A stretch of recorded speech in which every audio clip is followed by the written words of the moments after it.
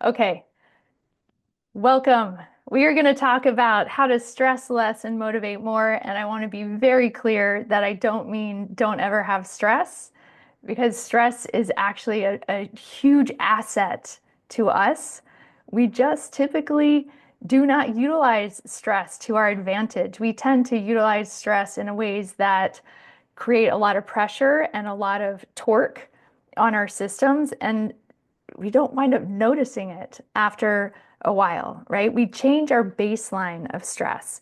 So my real purpose in being here with you today is to identify some of the ways that we mismanage stress and how you can redirect that. So I'm going to go ahead and share my screen and start my presentation.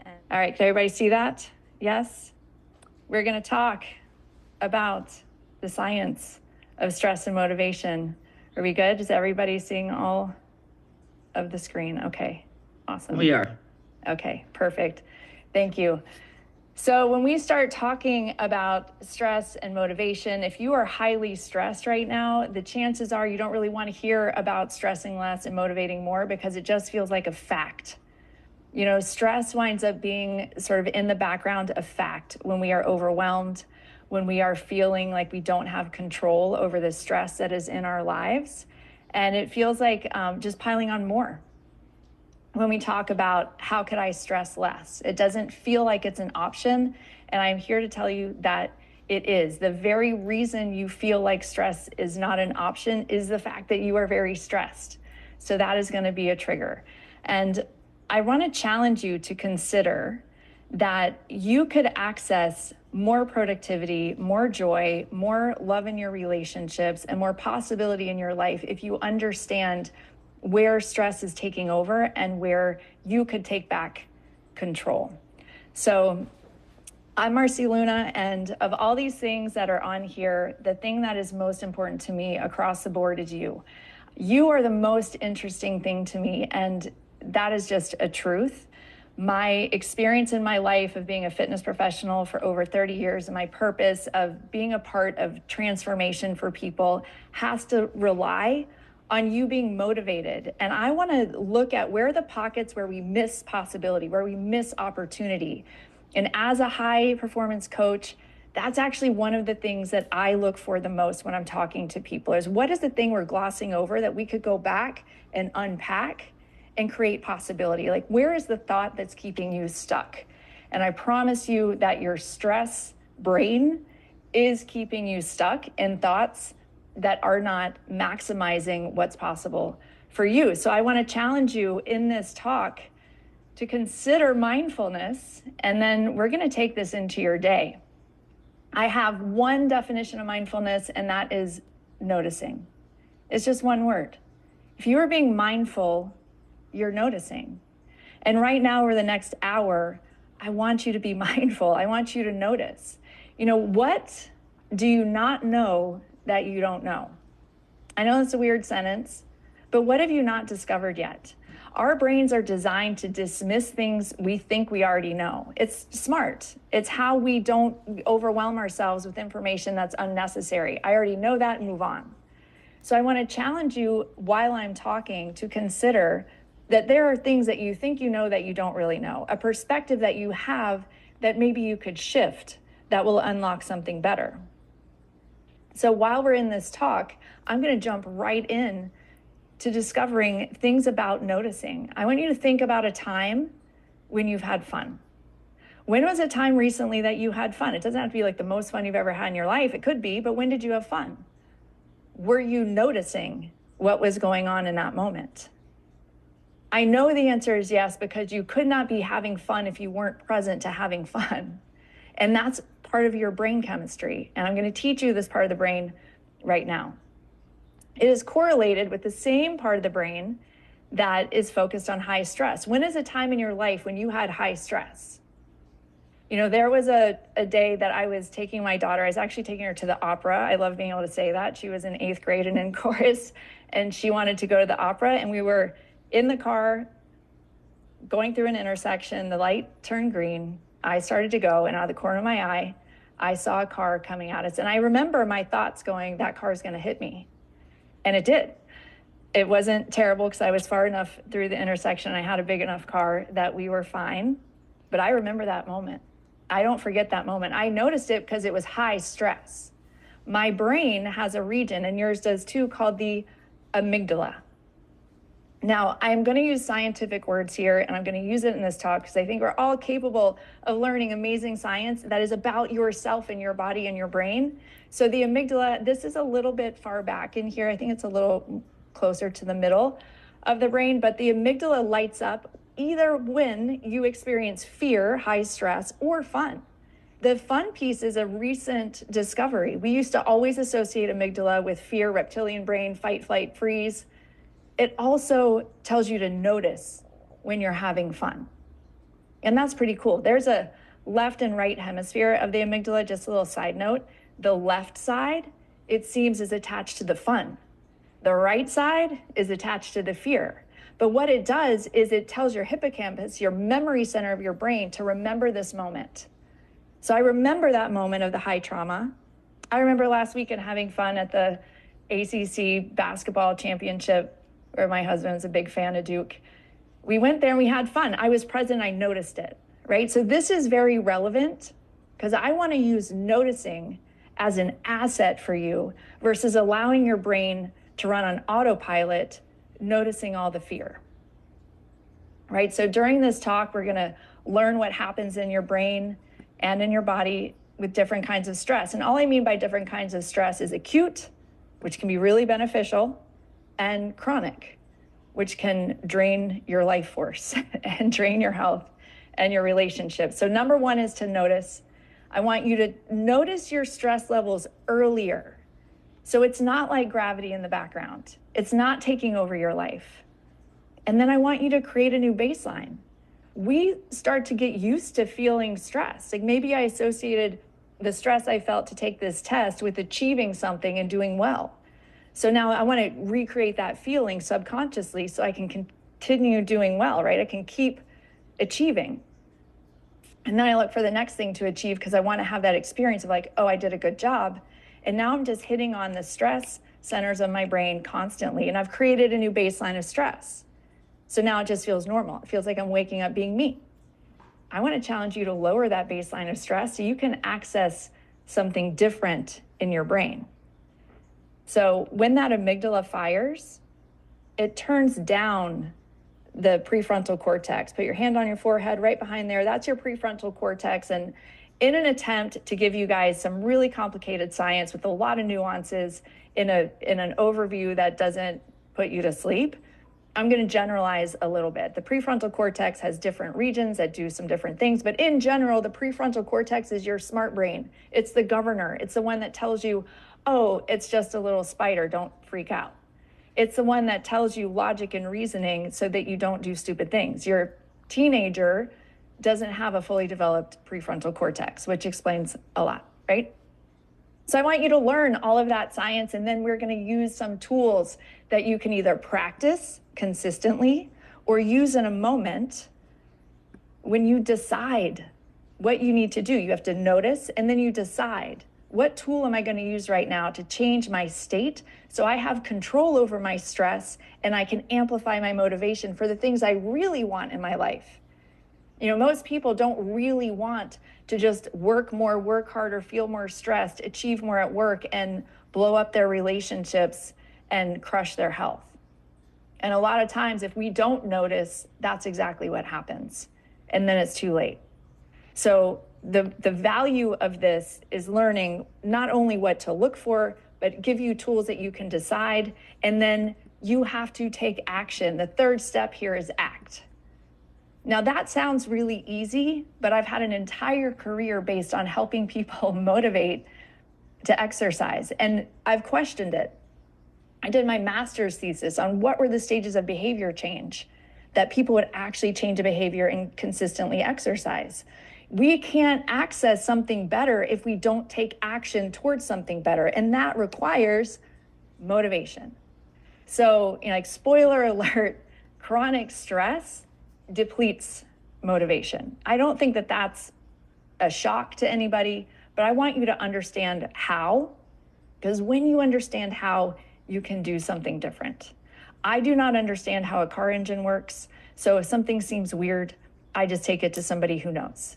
This might be why 80% of doctors' visits are based in a stress-related problem. Something feels off, somebody fix me. I want you to take back the power to make your life better. All right, so let's talk about stress physiology. And you might have heard this story before, but I want to explain it this way. When I was about 9, my parents and I were at a resort and we went to the pool. One of my favorite places to go, and I ran ahead of my parents, got to the pool, nobody's there. I jump in the water and immediately I had a thought. What if there's a shark in this pool? Immediately the shark, which looked shockingly like this picture of a shark, was right behind me in my mind. So here's what happened in my physiology. My heart rate went up. My blood pressure went up. My body kicked out energy, increased my blood glucose, blood sugar, so I could swim faster and get to safety. And I did exactly that. I swam as fast as I could to the side of the pool, climbed out of the ladder at the deep end, stood on the side of the pool panting. Like nothing in my mind was being logical or reasoning. I was just trying to get to safety. And the other interesting thing here is that I imagined this with nothing actually happening in my environment. I got to the side of the pool and there was nothing in the pool. How often is there a shark in your pool?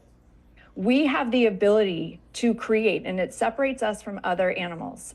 We have the ability to create joy or create stress based on thought alone. We can imagine things. My dog can anticipate stress, but that's based on conditioning. A fire alarm goes off and he freaks out. A beep happens, he freaks out because he conditioned himself at some point that that was a stressful event. For us, I could just be in an empty pool and experience stress all on my own. And we do this over and over again. And the amazing thing is when that amygdala is overactive, it's easier to access our anxiety and our stress. So it's up to us to do something different. So here is, I don't want you to get stressed out about this slide, but here is just a basic rundown so that you can understand physiologically. That is just how the systems in your body at the cellular level work together. That's what physiology means. What happens? So you're going to experience stress. That's the amygdala right there. It is going to kick into action. So it's really fast. When that car was coming at me, oh my gosh, it happened so fast.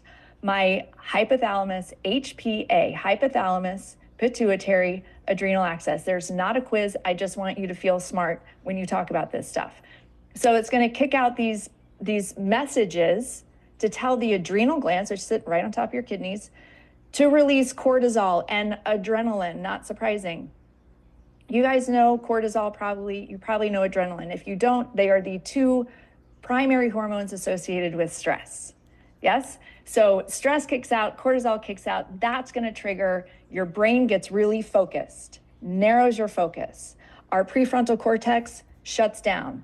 Handy if you're running from somebody chasing you because you don't want to deliberate about whether left or right would be better. You don't want to logic and reason. You just want to go. Not so handy when it's continually beating the drum of stress and anxiety. And we have some things that can change it. So, how often did you notice that you were stressed in the last week? You know, stress becomes gravity. It's just a fact. It's just here. It's just what is. But did you notice it? And I bet you have some ways that you cope with it. Some of them conscious, and I want to make more of them conscious, and some of them unconscious. Do you pick up your phone and scroll social media? Do you do something? Do you eat the pie? Do you do something that is not in the bigger context of the life you want to create when you are stressed or overwhelmed? Because you're coping. That's natural. I don't want you to get stressed about your stress. I want you to recognize your stress so you can be nicer to yourself. Because one of the things that happens in this state is we tend to activate our inner critic. We tend to activate our shame. God, why can't I control myself? Why am I eating the pie? Why do I not have energy to work out? And I want you to know it's because you're hammering on these systems and creating what I call metabolic chaos. And when we can recover from that, something different happens. One of the key pieces to just be aware of about stress, because it feels like facts, it's in our relationship to the event. It's not the event itself. When I went up to the top of the Eiffel Tower with my husband on our honeymoon, and I was already a little stressed out, and I found myself having a panic attack because my nervous system just had enough. I wasn't expecting it. It wasn't the event itself. It was my relationship to being up that high. Other people were taking pictures right at the edge, and they were totally fine. And that is awesome, right? Because stress doesn't have to be a fact. Stress is in the relationship. That can feel kind of dismissive if you're feeling really stressed, but I just want you to consider it, right? As we create something different. So step number 1 is to notice. And I'm going to keep coming back to that because you can't fix what you don't face. All right, so acute stress and chronic stress. Here we are, the 2 different kinds of stress: acute, chronic. Acute, helpful; chronic, not so helpful. The same things happen, right? Your blood pressure goes up, your stress hormones go up, your heart rate goes up. These are immediate survival things. You know what else happens? Your immune system actually in acute stress, I know it says down here, that's with chronic, is amplified. For example, exercise is in and of itself a stressful event for your body. You are creating the exact same thing. But the difference is you're metabolizing stress, and presumably you're going to recover. Chronic stress, we tap on these systems all the time. It is not a time to digest your sandwich. It is not a time to think about growing a new life in your body. So your hormones get a little out of whack because we're trying to protect ourselves for the moment. Chronic stress has these impacts. You might relate to some of these, you might deal with some of these, but there's a real power in understanding the mechanisms of what is happening, because now you can notice and do something different. So recovery is the key differentiator. Is it acute or is it chronic? Am I giving myself the space to recover? And when we're feeling overwhelmed and overburdened, we don't feel like the option is there to recover because the stress brain is sort of like a brain on fire and it's turned on all the time and it starts to notice what's wrong. We stop having cognitive flexibility, being able to think creatively, being able to come up with creative problem solving. Those things don't happen in that state of stress. When I'm, swimming for my life from that shark in the pool, I don't want to be creative problem solving. That's too long term. So the key is we have to give ourselves permission to recover. And that means we have to make a decision that we're worth recovering, right? Like we are worth taking a step back, because the next thing you have to do is take an action. So if you haven't decided that it's important enough to recover, to give yourself space, to give yourself grace, then you're not going to make that choice. You're going to run on autopilot with your stressed brain. So motivation is highly correlated with chronic stress and stress in general. So I just want you to understand some things about motivation. Now, dopamine is the molecule of pursuit. A lot of times dopamine is only associated with reward. Like, oh, I want to pick up my phone because I get the reward. It's actually the pursuit of the reward. It's like, are we doing something new and different? Like, what's the next video going to be, right? So this is how dopamine can be activated accidentally. And I want you to activate it on purpose. Here are some things about dopamine. So it drives desire, focus, and goal-oriented behavior. I'm in pursuit of something. I just am really hungry and my favorite pizza popped into my mind, and now I'm in pursuit of that pizza. I'm going to go get that pizza. Now I have this picture of the rat because they did a study about this. Rats are so handy for that. They gave rats who had dopamine food, and presumably when they're hungry, they ate the food. And then they did something to block the dopamine receptors in their brain. And then they gave the rats the same food. And it turned out that the food only had to be one rat length away, like a few inches away, and the rat just didn't go to pursue the food. So without dopamine, we don't pursue the things we want. Does that ever happen to you? You know you want to get in shape, but you're not doing it. You know you want the thing, you know you want to have better relationships, but you're not doing it. Instead, you're running on autopilot, doing the things you always do, running the same stories about yourself, the same ideas about your life, the same stress-driven behavior, and we are actually depleting dopamine. So without dopamine, we don't get to do the actions that lead to the bigger rewards in our life. Without dopamine, like, we really wouldn't be able to live very well. Now, dopamine has a lot more complex things. It's related to movement, and we could do a whole deep dive into dopamine. But we want to optimize it. And so I want to teach you some ways so you can recognize, instead of saying, what's going on with me? I'm not motivated. I'm lazy. What if you could think, I'm not motivated. What's going on with me? What do I need right now? What's been going on in the last few days?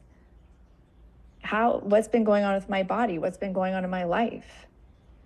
These are really important and necessary questions to ask, because we get right into judgment so quickly. So if we know that we could think through, how could I increase the levels of dopamine in my brain so I'm more motivated? I mean, do you ever just wait for motivation to land on you? I know, if I'm going to clean my closet, I just wait for that day where I happen to be motivated to clean my closet and I have the time. And so my closet doesn't get cleaned out very often. But what if we could leverage this a little bit better? We would have more motivation to do the things that we really want in our lives, right? When you think about the goals you have and the things that you do, if you really think about why you do them, what do you actually do on a day-to-day? Somewhere in your mind, it's associated with a reward. It's going to make your life better in some way. I want to expand that scope. I want all of you to be high performers, and that means that you exceed above standards and norms, not just in your work, but also in your relationships and also with your health. I want to challenge you to have an easier life with more joy and more success. Like, what?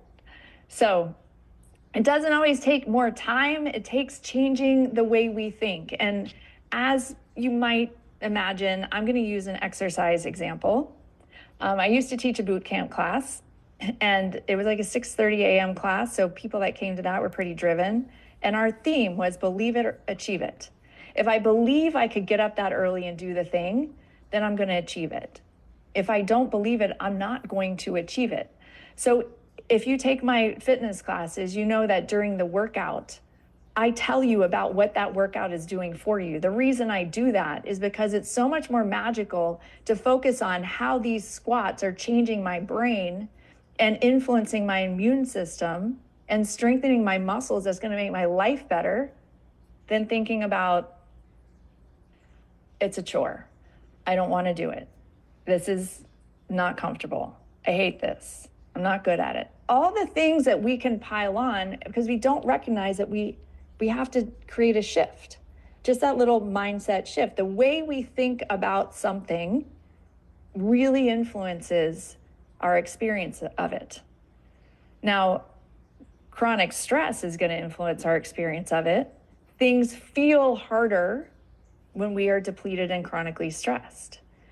So when something feels really hard or we decide it's just not worth it, the brain actually lowers its dopamine levels. We're not so motivated. Overwhelm has a tendency to deplete dopamine.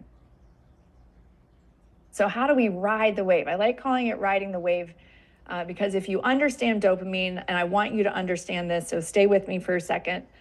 When you do something hard, you release dopamine at a slower, at a slower rate.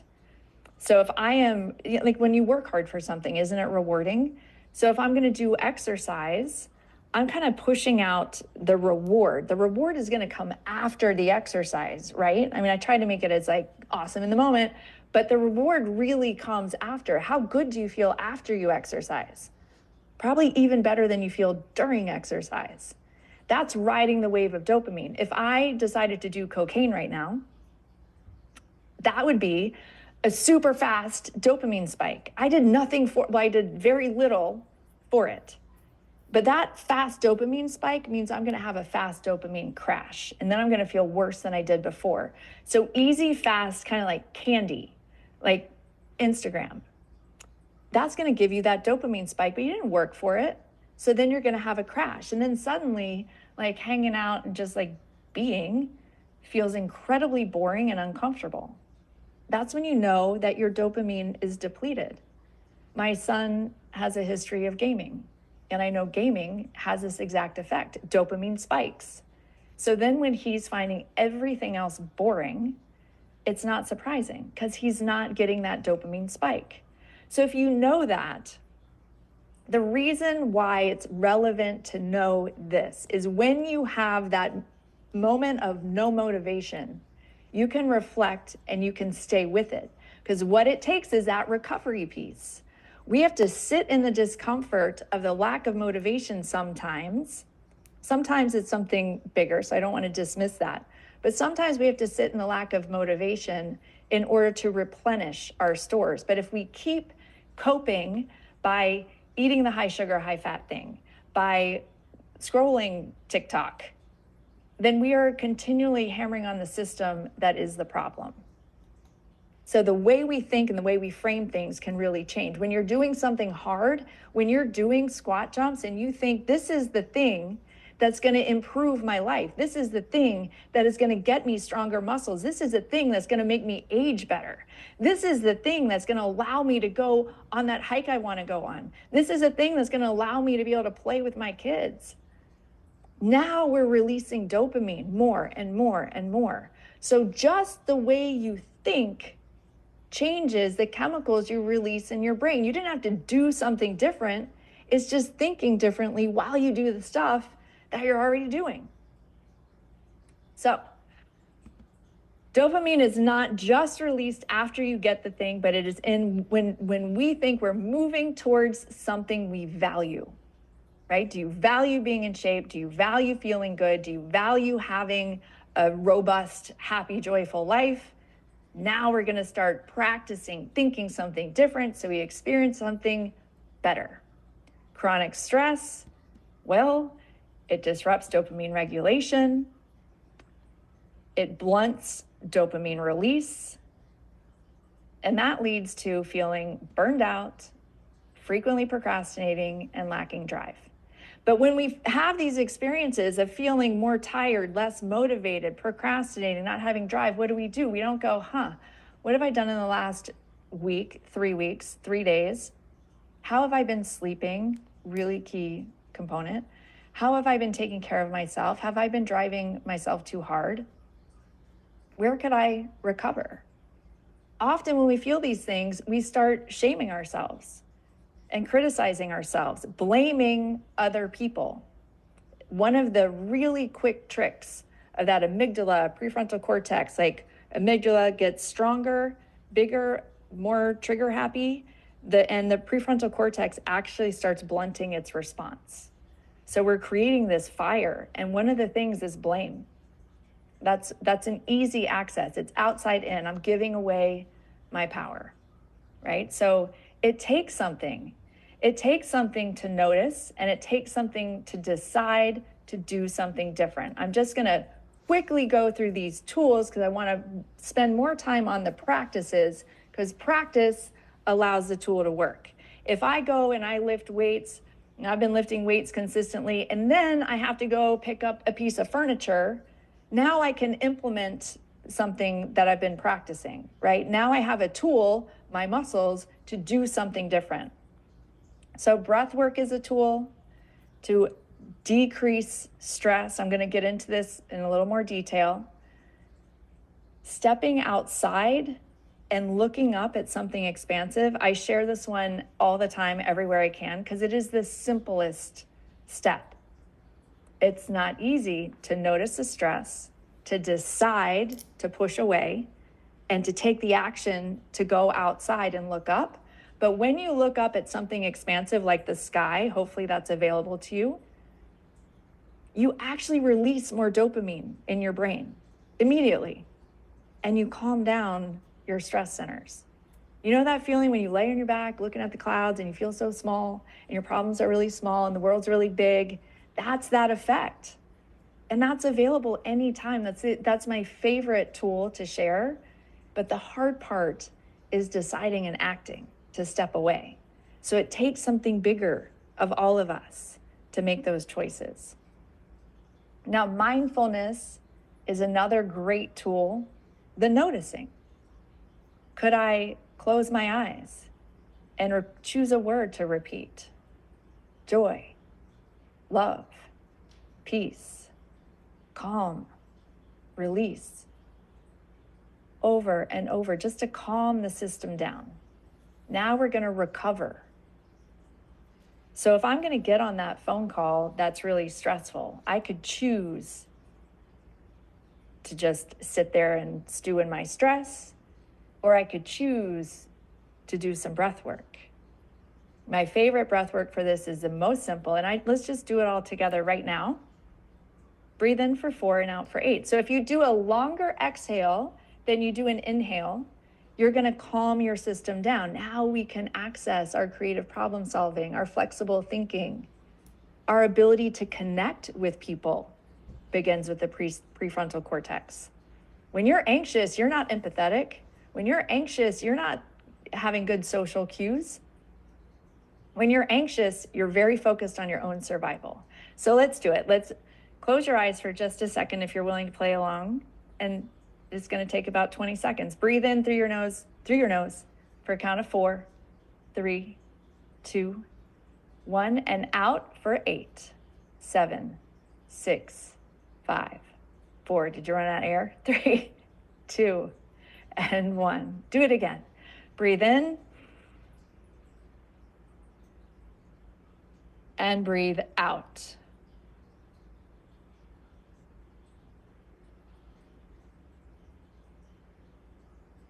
Do you feel any different than you did 20 seconds ago? It's that simple. So when we say, I don't have time, I don't have the capacity, I have too much overwhelm, that's your stress brain. So your job is to notice it and then to act, right? To implement a tool. So a big deal here that I just don't want to skip over is this little sentence. Feeling a sense of control mitigates stress. Typically, the most stressed we are is when we feel like there's something we can't control. Other people, demands on us, things going on in the world. It heightens our stress. We don't have control. So one way that you can leverage control is to decide that you matter enough to take care of you. That's a decision within your control. And that's really powerful for telling your brain to calm down. So let's talk about the practices to leverage stress. And the practices to leverage stress, first one is exercise, then we have meditation, then we have breath work, and then we have gratitude. This is a short list among many things. I'm going to send you all a list of more things to do, but these are the 4 I'm going to go over today because I think these are very powerful and practical things to enhance your life. So with exercise, on here, I'm saying it decreases cortisol because that is in the big picture. But I want you to know that exercise in and of itself is stress. When I was exercising, I was fleeing the evil shark, right? When you exercise, you increase your heart rate, you increase your blood pressure, you increase adrenaline, you increase cortisol. All these things go up in the moment of exercise, and they're actually increasing your stress resilience. So when you are done exercising and you recover, now your cortisol goes back down. And that's what you want in your life. You want this beautiful uplift of cortisol and then the cortisol lowering so that you come back down to baseline. When you exercise, you increase activation of the magical prefrontal cortex. So now you have access to more focus. When you if you go work out, do you come home and you feel more focused? Do you feel more productive? Do you feel more motivated? Do you feel less likely to eat the whole box of cookies? So we have better control over our hormones and our decisions. I couldn't leave this out. One of the coolest things about exercise, in my opinion, is that when you flex your muscles, myo means muscle, you release hormones from your muscles to your brain. Isn't that so amazing? So your brain is actually being flooded with good chemicals and messages that good things are happening. This is one of the reasons why we have these positive effects on the way we feel from exercise, is because your muscles are an endocrine organ. With that, those myokines, we increase dopamine. And then not only do we increase dopamine, but we recognize it better, right? We are more sensitive to dopamine. So we have just better control over feeling happy in our lives, feeling motivated in our lives. So exercise is one that is a practice, right? It's also one that you can use as a tool, which just means move. You notice stress hammering in your body, stand up and move, whatever it takes. Do 20 air squats, jump up and down, walk around the block, do the thing. Just move your body to metabolize the stress. The worst thing we can do is sit still and angst, right? Now let's talk about meditation. Some of you, meditation would feel incredibly stressful to think about, but meditation, if you can manage to sit quietly for a bit, your body is actually going to reduce cortisol.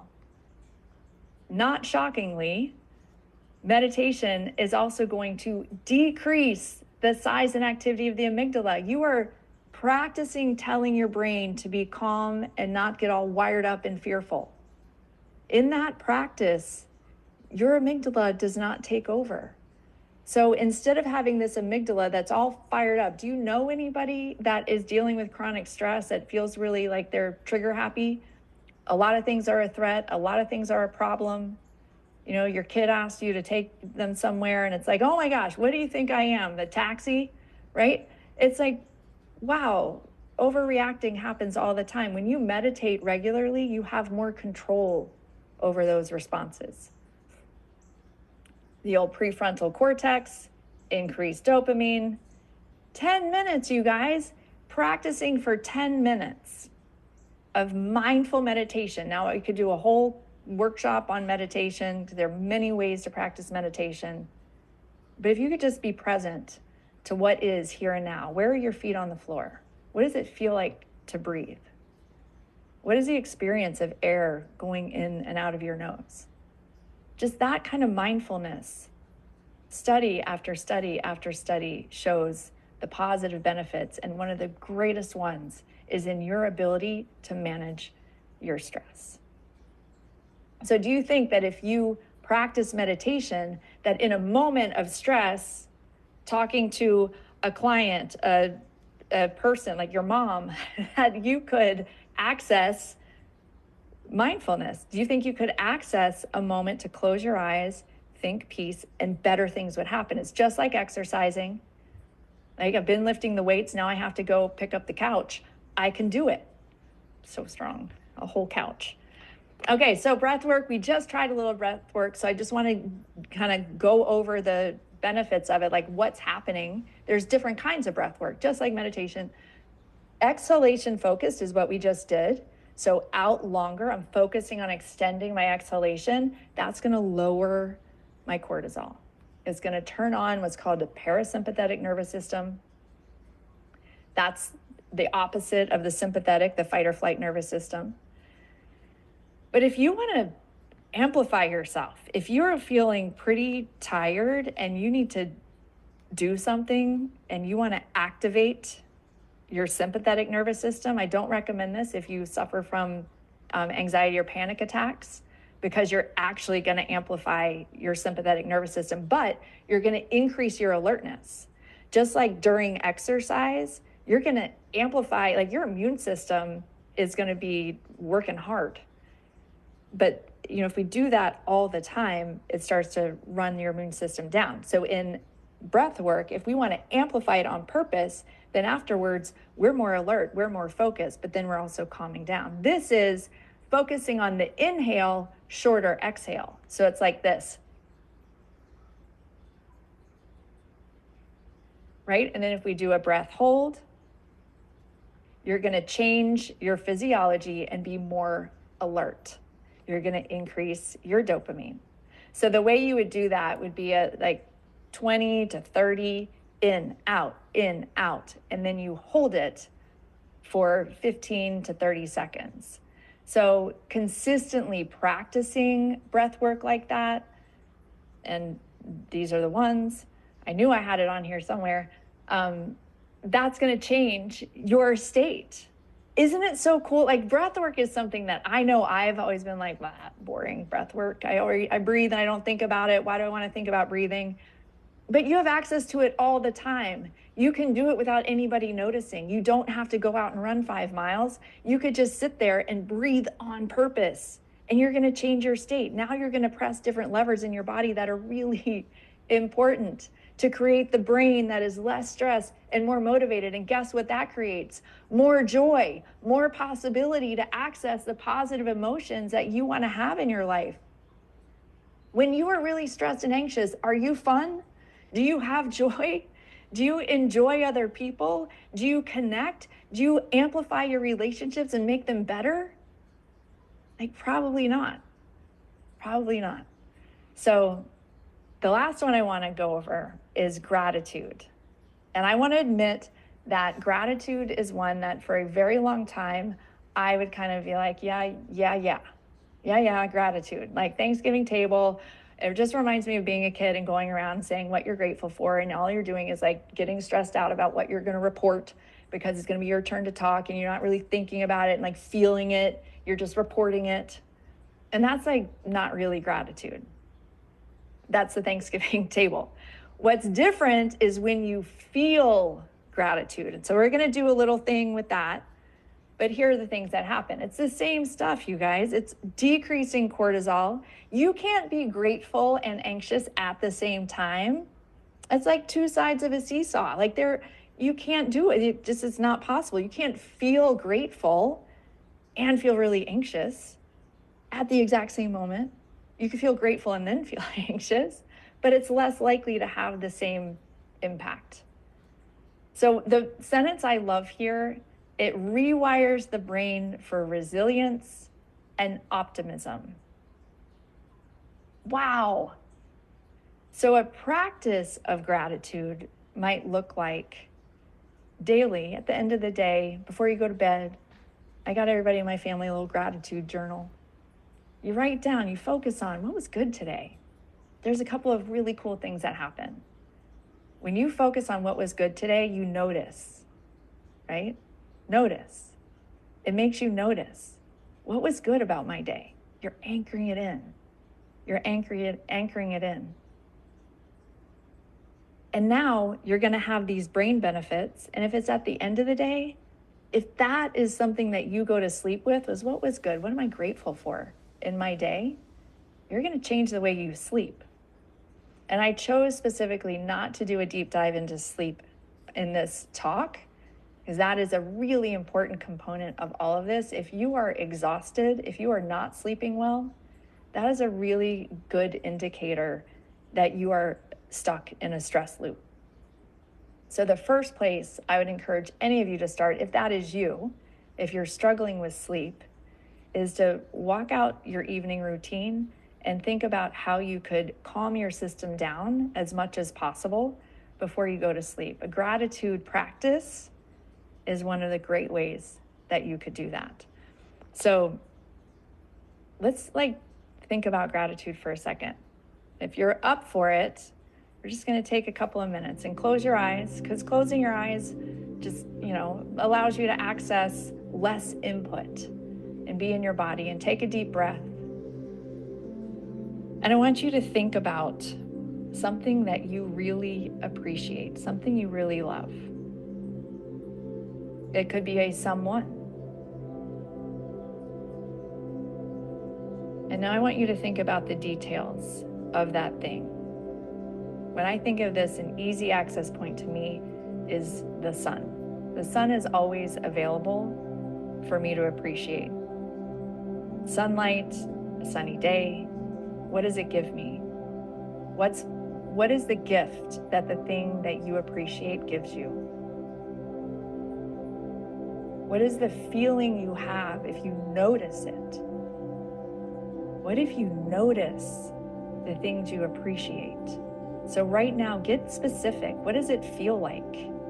If I think about the way the sun feels on my skin, what does it look like? Does it have a sound? Does it have a smell? We want to activate your senses. How does it feel in your body to appreciate this thing or this person? What is that feeling? Take a deep breath. Exhale slowly. Can you imagine your life without this thing? What would your life be like without this thing or this person? When we think about not having the thing, can you access even greater appreciation for the thing? Can you feel the feeling inside your body? Where do you feel it?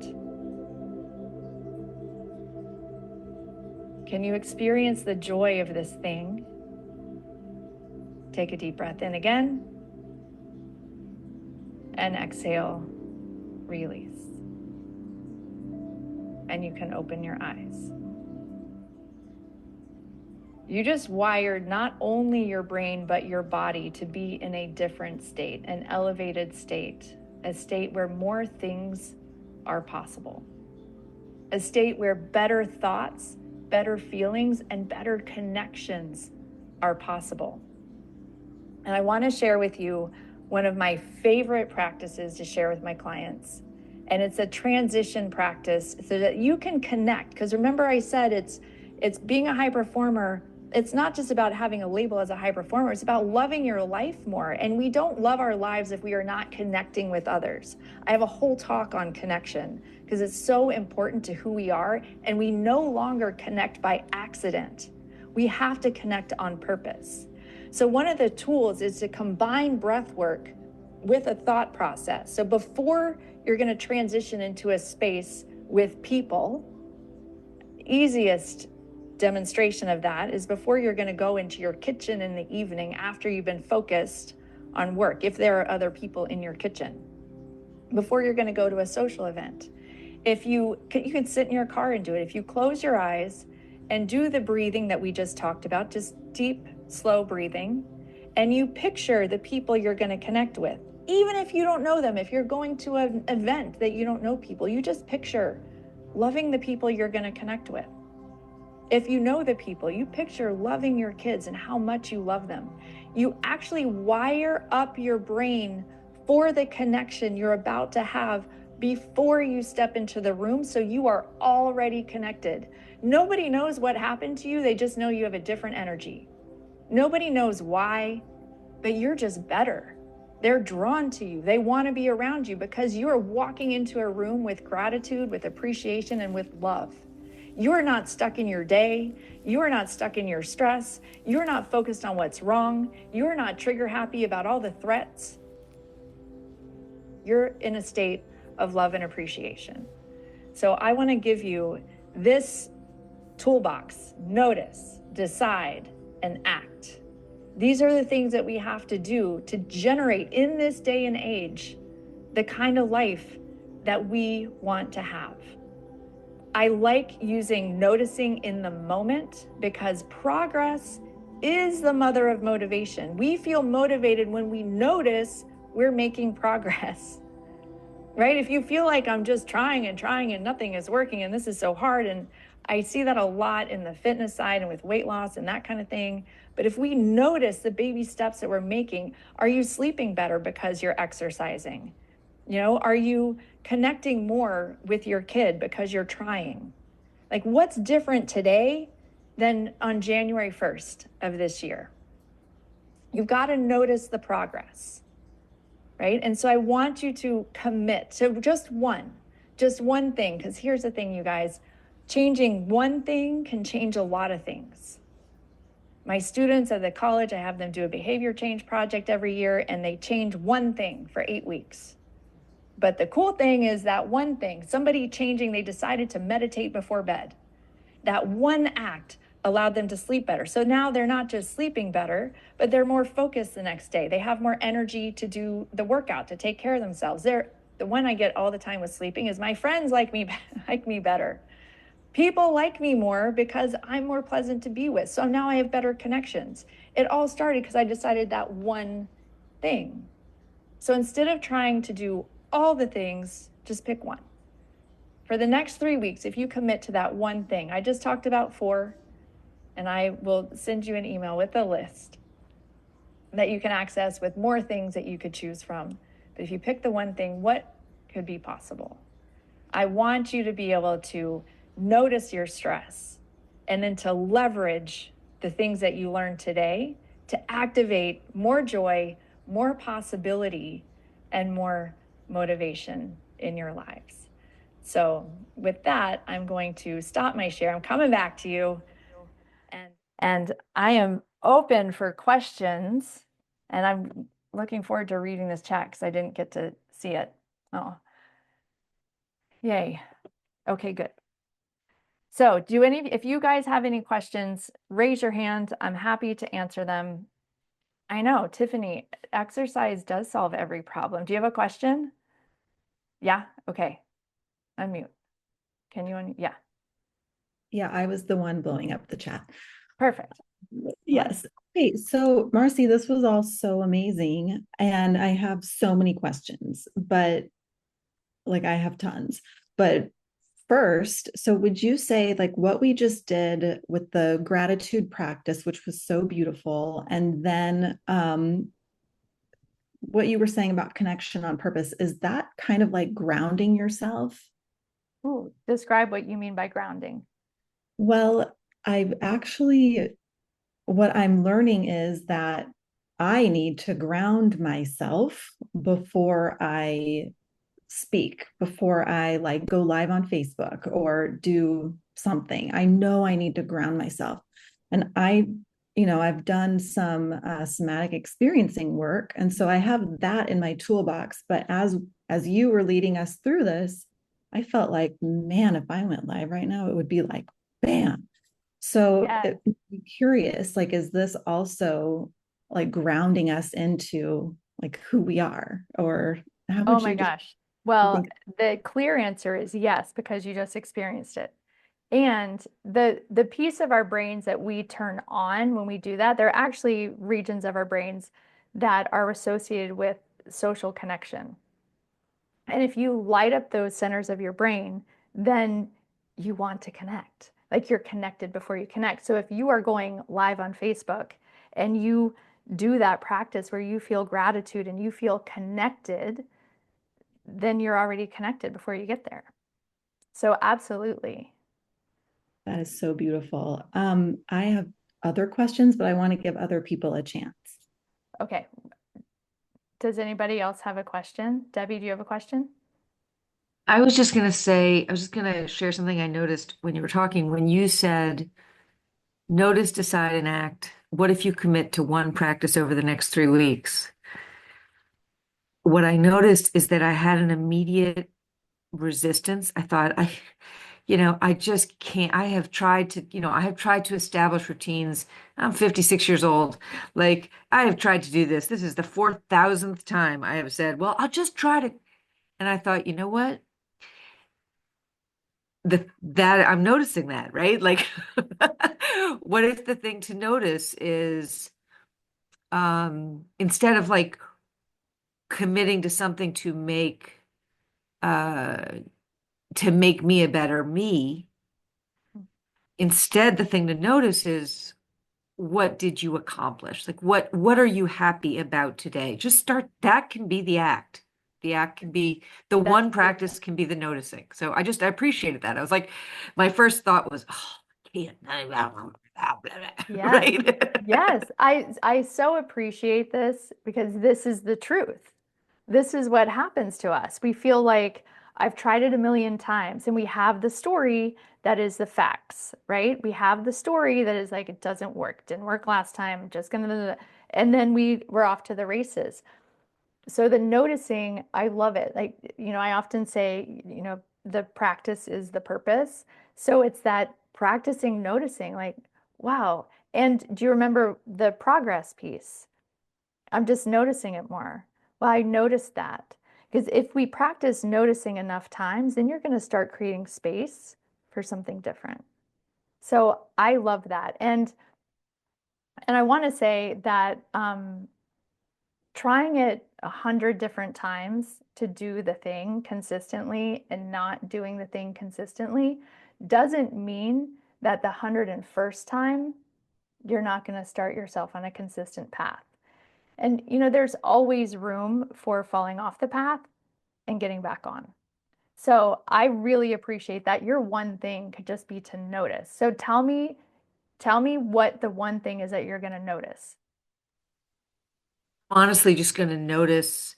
I think I'm just going to start with noticing stress and motivation, like noticing those moments, just noticing, making like trying to understand, trying to notice those things showing up Hmm. so that I have a better understanding of where I'm starting.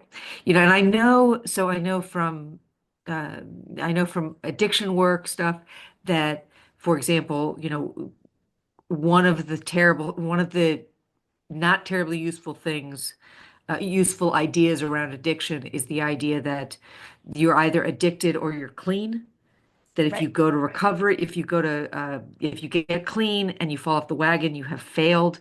That is not a terribly useful or accurate even way to look at that, Hmm. because most people who go into addiction recovery fail multiple times to stay clean, but they tend to reduce their use over time, improving Sure. their health, improving their overall outcomes. So they are accomplishing things. They're just often unable to see that because they can only see as complete success or complete failure. Well, it's that And black and white thinking. And black and that's white exactly right. thinking is totally associated with the stress brain. And the more we understand that life lives in the gray area and joy lives in Right. the gray area, and doing something is better than doing nothing, doesn't mean I have That's to go right. do a 45-minute workout. Could I start small? Could I just Yeah. get out and stand And outside? even just like this is just me personally. Personally, I need to avoid like the word start. Just do the thing. Just notice that if I this love isn't that. about where I am in a year for this is just right now, right here, present in this moment.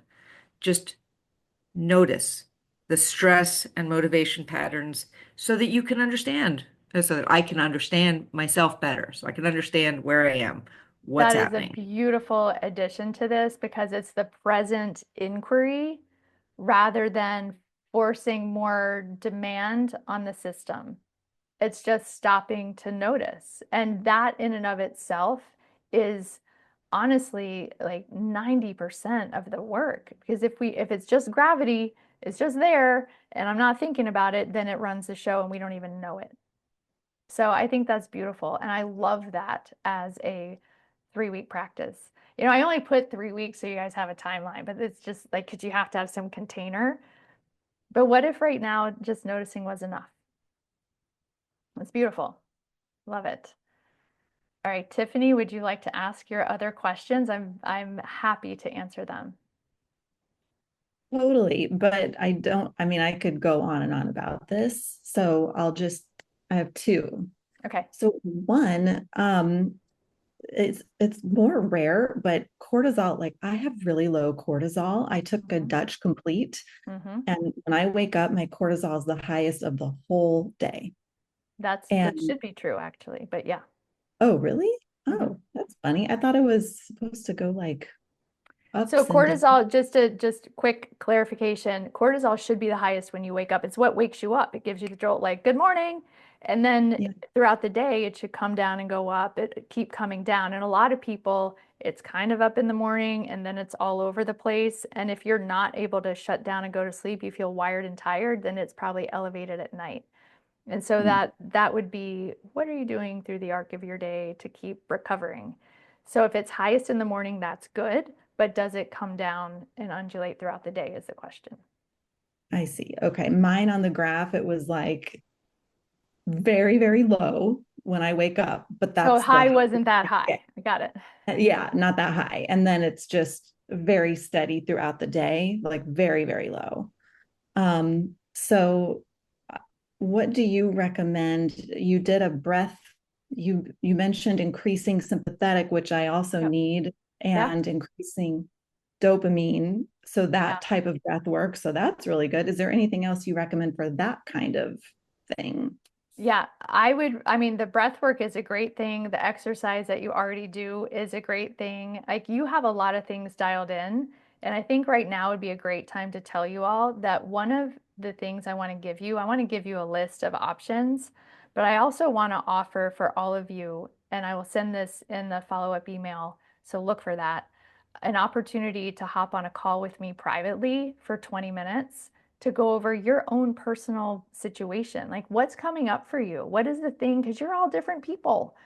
So I want to gift you time with me to talk about your own energy strategy and what's going to work for you that's coming up for you from this talk. So Tiffany, that might be a great opportunity for us. And if you have another question, tell me. You're good? Um, I'm good. I'm complete. Thank you so much. Okay. Amazing. Oh my gosh. You guys, thank you so much for joining me in this. I mean, like I said, I always loved show and tell because I got to share my hamsters with people. My hamsters were not that fun to have just to myself. I mean, they were awesome, but if I got to share them with the class, that really meant something to me. So my gratitude is for you to be here with me and letting me share the things that I'm passionate about with you. And I hope that it had an impact on you in any way, shape, or form. And look for your follow-up email because it will have some resources and the opportunity to connect with me privately. So thank you all for coming. Thank you so much. I really appreciate you.